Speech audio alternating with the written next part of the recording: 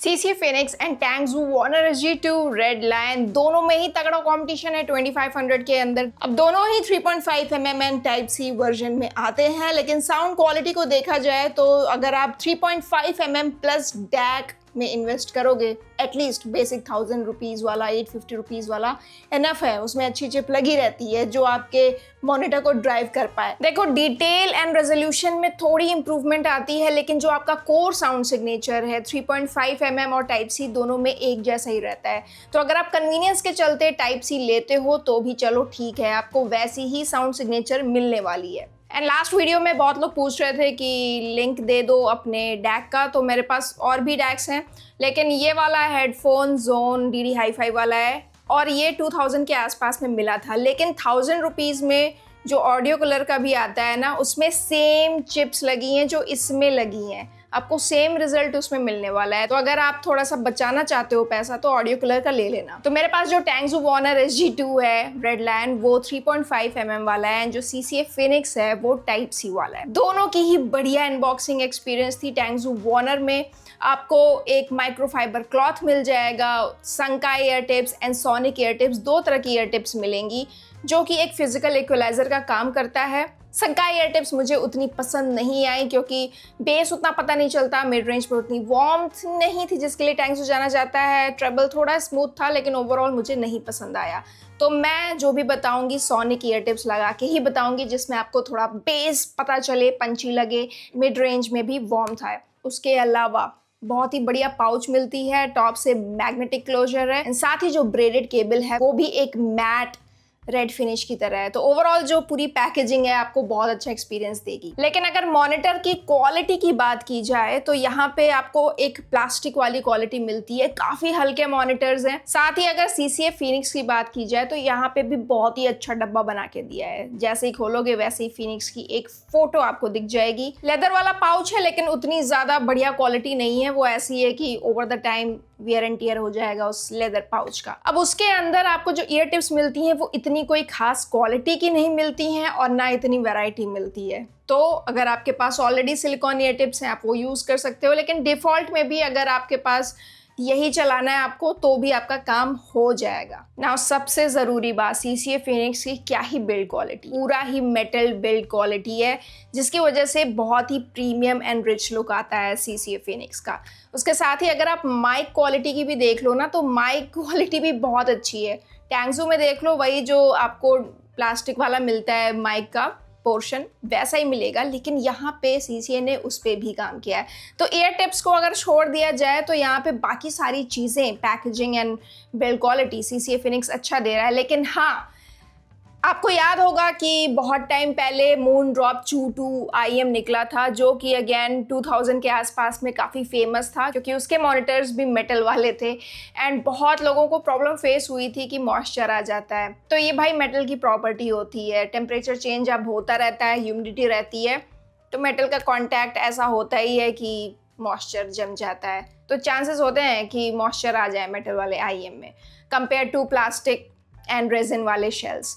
दोनों ही प्रोडक्ट्स जो हैं इंडियन साइट पे अवेलेबल ही नहीं रहते हैं, आते ही आउट ऑफ स्टॉक हो जाते हैं या तो आ ही नहीं पा रहे हैं। लिंसॉल से आप ज़रूर ऑर्डर कर सकते हो अगर आपको मिल जाए, इंटरनेशनल साइट है एंड बहुत से लोग लिंसॉल से ख़रीदते भी हैं। अब यहाँ बात ये आती है कि अगर स्टॉक में आ जाए तो आपको लेना कौन सा है। तो यहाँ पे मैंने दोनों को ही बारी बारी से सुना है, वैसे तो काफ़ी टाइम हो गया मुझे दोनों को यूज़ करते हुए, लेकिन डिफरेंट काइंड ऑफ सॉन्ग्स मैंने उस पर सुन के देख लिए हैं। तो अगर आपको बेस पसंद है तो बेस थोड़ा सा जो पंची है वो टैंगजू वार्नर का ज़्यादा है, बहुत ज़्यादा नहीं है लेकिन थोड़ा ज़्यादा है। लेकिन यहाँ पे भी एक कैच है, जो बेस का टेक्सचर है वो मुझे CCA फिनिक्स का पसंद है कंपेयर टू टैंगजू। तो भले ही उसमें बेस को थोड़ा बढ़ा दिया गया है, लेकिन जो टेक्सचर है मुझे CCA फिनिक्स का पसंद आया। मिड रेंज की बात की जाए तो vocals of course red lion जिसके लिए फेमस है, एक वार्मथ है भाई, जो आवाज़ में डेप्थ आ जाती है ना वो पसंद आ जाता है। अब उससे क्या होता है कि उससे जैसे इंडियन सॉन्ग्स है, नॉर्थ इंडियन हो गए, साउथ इंडियन हो गए, वो अच्छा लगने लगेगा। अगर आप मूवी देख रहे हो, डायलॉग बाजी चल रही है, वो अच्छा लगने लगेगा। ओवरऑल अगर आप ऐसे बंदे हो जिसको मूवी देखनी है, जिसे इंडियन सॉन्ग्स ज़्यादा ही पसंद है, उसको टैंगजू बहुत अच्छा लगने वाला है। अब ट्रेबल एरिया की बात करते हैं, हाई फ्रीक्वेंसी रीजन, इस तरह के रीजन में कई इंस्ट्रूमेंट सुनने को मिलेंगे। CCA फिनिक्स की न्यूट्रल साउंड सिग्नेचर है, वो न्यूट्रल साउंड सिग्नेचर इसके न्यूट्रल टोनैलिटी को बनाए रखता है इंस्ट्रूमेंट सेक्शन में भी। अब टैंगजू क्या है ना, वहाँ पे भी एक वार्म वाला सिग्नेचर दे देता है, तो उससे क्या होता है, कई बार हमें लगता है कि इंस्ट्रूमेंट टू इंस्ट्रूमेंट बज रहे हैं,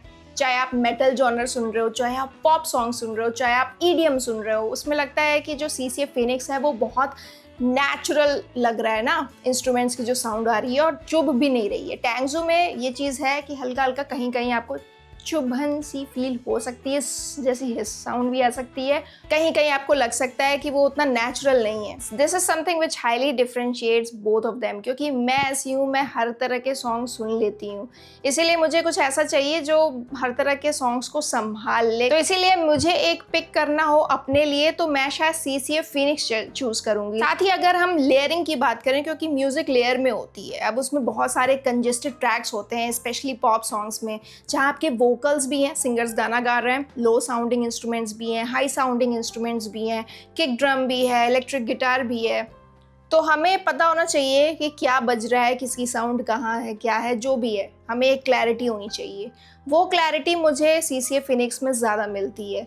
अब कंजेस्टेड ट्रैक्स में क्या होता है ना कि टैंगजू में थोड़ा घपला हो जाता है, टैंगजू में फील होता है, बड़ा कंजेस्टेड सा फील होने लगता है, तो इसलिए भी मुझे CCA फिनिक्स थोड़ा बेटर लगा। In terms of sound stage again मुझे फिनिक्स थोड़ा बेटर लगा। साउंड स्टेज, इंस्ट्रूमेंट्स कहाँ पे बज रहे हैं, तो अगर आप CCA फिनिक्स का रेंज अगर मान लो इतना है, तो फिर टैंगजू का रेंज थोड़ा सा सिमट के रह जाता है अंदर में। ऐसा मैं नहीं कह रही हूँ कि CCA फिनिक्स का साउंड स्टेज बहुत वाइड है, लेकिन कंपेयर टू टैंगजू थोड़ा खुला हुआ है। पर्टिकुलर लोकेशन क्या है किस इंस्ट्रूमेंट की, दोनों में ही आपको समझ में आएगी, लेकिन जो रेंज है, स्पेस है एक जो आप फील करते हो, वो आपको फिनिक्स में थोड़ा बेटर महसूस होगी। अनदर टेक्निकल थिंग, इमेजिंग कैसी है, दोनों ही को ही अगर आप गेमिंग में यूज़ करोगे और अगर आपको कैजुअल गेमिंग करनी है, आप दोनों से ही ईजिली गेमिंग कर सकते हो। एनिमी किस साइड से आ रहा है, फुट स्टेप क्लियर समझ आती है, टेरेस पे है या फिर ग्राउंड पे है या फिर फर्स्ट फ्लोर पे है, वो एक जो डिफ्रेंशिएट आप कर पाओगे ना कानों से, वो दोनों पे ही कर पाओगे।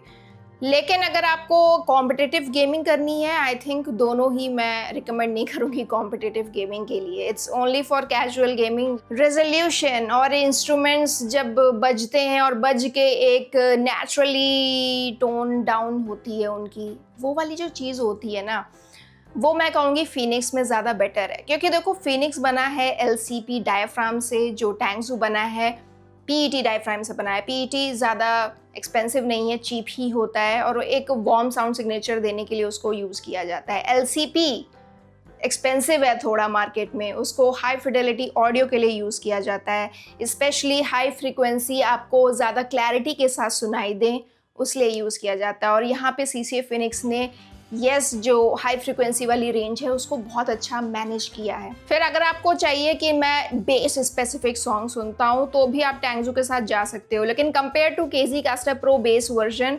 दोनों ही उस हिसाब का बेस आप नहीं देते हैं जो आपको KZ Caster Pro base version देता है इस प्राइस में, तो वो चीज़ ध्यान रखना। नाउ माइक भी दोनों के चेक कर लेते हैं कि कैसा है। तो ये मैंने पहना है अभी CCA फिनिक्स, ये है इसकी क्वालिटी और कुछ ऐसी साउंड आएगी आपके फ्रेंड को जब आप उनसे बात करोगे। तो ये मैंने पहना है Tangzu One RSG2 red lion and इसकी माइक क्वालिटी ऐसी है एंड कुछ ऐसी साउंड आएगी आपके फ्रेंड को जब आप उनसे बात करोगे। अब क्योंकि फिनिक्स मेटल का है एंड जो टैंगजू है वो प्लास्टिक वाला है, तो जो वेट है वो फिनिक्स का थोड़ा ज़्यादा है, लेकिन स्टिल अगर आप 2-3 घंटा सुनते हो म्यूज़िक, दोनों पे ही मुझे कंफर्टेबल लगा।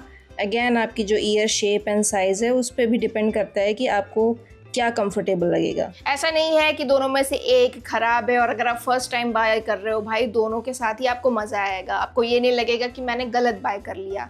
आपको कब ये फील होता है गलत बाय कर लिया, जब आपके पास ऑलरेडी 2-3 पड़े हुए हैं और आप कुछ नया साउंड सिग्नेचर ट्राई करते हो, अच्छा ये ऐसा है ये वैसा है, तब आप सोचने एनालाइज करने लग जाते हो। ये थी मेरी अपनी ओपिनियन। और एक और बड़ा सा IEM वाला वीडियो आने वाला है, तो स्टे ट्यून्ड और सब्सक्राइब कर लेना अगर आपको ऐसे कंटेंट पसंद है, साथ ही में फ़ोन रिव्यूज़ पसंद है तो। Bye bye.